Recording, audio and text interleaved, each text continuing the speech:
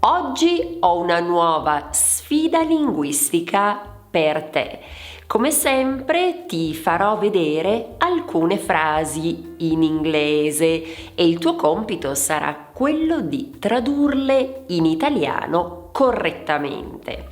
Avrai 5 secondi per farlo e alla fine vedremo insieme la risposta corretta e il significato. Che dici? Cominciamo? Ciao, io sono Eli e aiuto gli studenti di italiano a parlare in modo sicuro e fluente. Oltre il 65% di chi guarda regolarmente questo canale non è iscritto. Se trovi che i contenuti che pubblico siano utili per migliorare il tuo italiano, ti chiedo di iscriverti. Questo mi consente di poter continuare a pubblicare video di alta qualità in modo gratuito. L'iscrizione al canale mi aiuta molto più di quanto tu non possa immaginare. Grazie mille. Ed ora cominciamo. Prima frase. Come la tradurresti in italiano?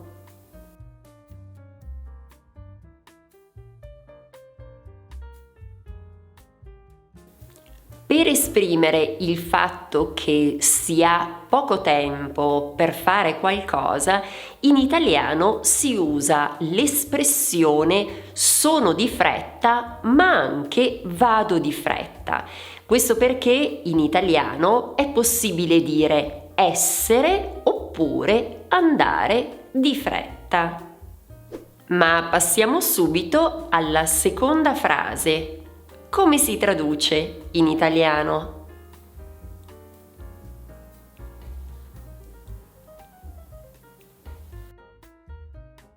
Anche in questo caso ci sono diverse opzioni.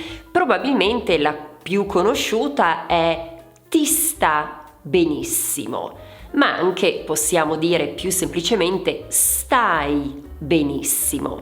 Ed ora veniamo a una espressione idiomatica italiana che è ti calza a pennello, che ha sempre lo stesso significato.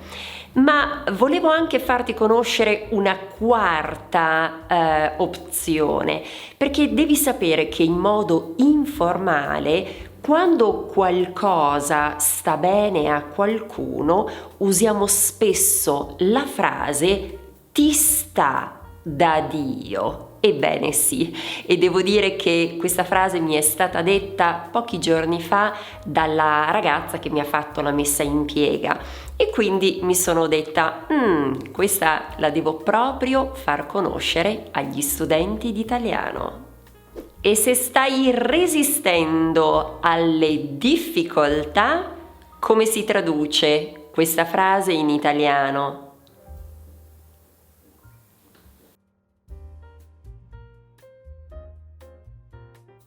Tra l'altro ne ho parlato poco tempo fa su LinkedIn. Se anche tu hai un profilo, ricorda che pubblico quasi tutti i giorni dei contenuti legati alla lingua italiana.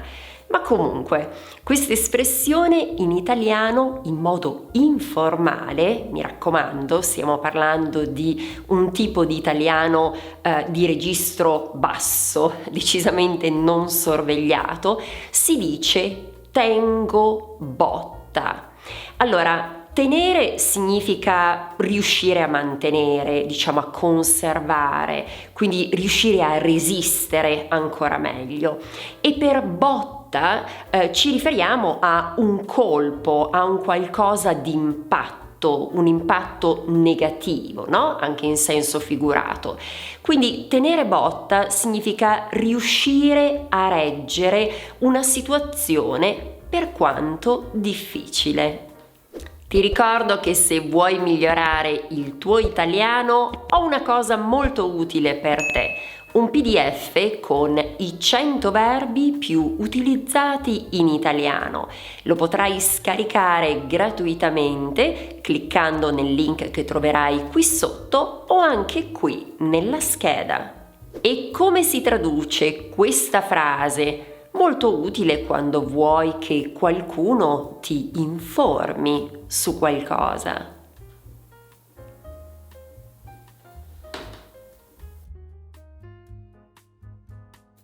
Allora, qui dobbiamo distinguere. Con il tu la forma è fammi sapere, mentre se usiamo la forma di cortesia, ovvero il lei, la forma diventa mi faccia sapere. E sì, come vedi la posizione del pronome è diversa, perché questo è un imperativo. E a proposito, se vuoi fare un test sull'imperativo formale, ti consiglio questa video lezione. Puoi vederla cliccando qui. E vediamo ora che cosa puoi dire se sei molto affamato o molto affamata.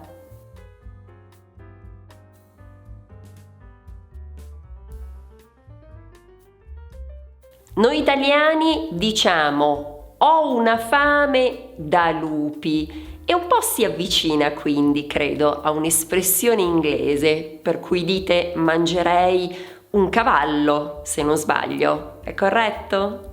Se vuoi occuparti tu di qualcosa, allora vorrai dire questa frase in italiano.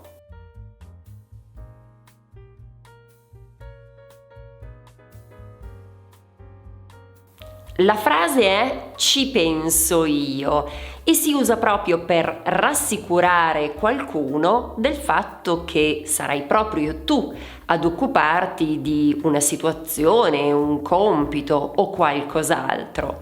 Tra l'altro sorrido perché questa frase a me ricorda sempre la versione che si usa in dialetto milanese, cioè "ghe pensi mi". Devi sapere che questa era una delle frasi più usate da Silvio Berlusconi. Ebbene sì, "ghe pensi mi". E come tradurresti in italiano questa frase?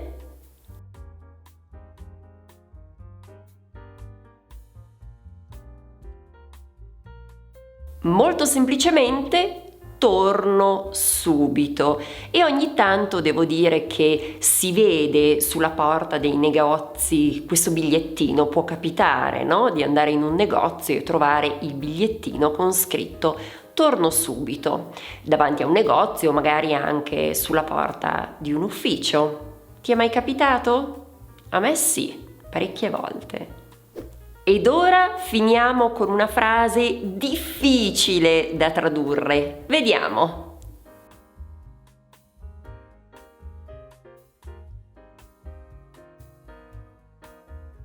Ricorda che il verbo mancare si usa in modo diverso rispetto all'inglese. Pertanto un errore frequente è dire ti manco, che in realtà significa you miss me. Invece mi manchi è la traduzione corretta. I miss you è mi manchi. Questo perché il soggetto è tu manchi a me. Ricorda che il verbo mancare si comporta proprio come il verbo piacere, cioè in italiano esistono dei verbi che hanno una struttura diversa, opposta rispetto alla maggior parte dei verbi.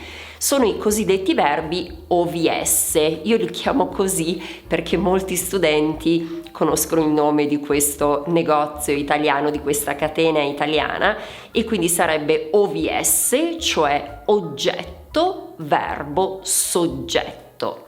Pertanto attenzione al verbo mancare. Allora, quale frase ti ha colpito di più? C'è qualche espressione che hai conosciuto grazie a questo video? Ti chiedo di dirmelo scrivendolo qui sotto. E a proposito, se sei arrivato o arrivata fino a qui, ti chiedo di scrivere osso nei commenti. E già che ci sono, ti ricordo anche che osso in italiano può avere due plurali. Si usa infatti il termine ossa quando ci si riferisce all'insieme appunto delle ossa dello scheletro, invece se consideriamo le singole ossa, allora parliamo di ossi. Per esempio quando diciamo gli ossi del pollo. Interessante, vero? Oggi abbiamo visto alcune frasi utilissime per parlare in modo fluente nella vita di tutti i giorni, ma ricorda che per farlo è anche importante conoscere delle espressioni idiomatiche che noi usiamo costantemente. Ecco perché il prossimo passo è quello di guardare questa video lezione. Trasforma il tuo sogno italiano in realtà. Grazie dell'attenzione, ci vediamo sempre qui su Italiano con Eli.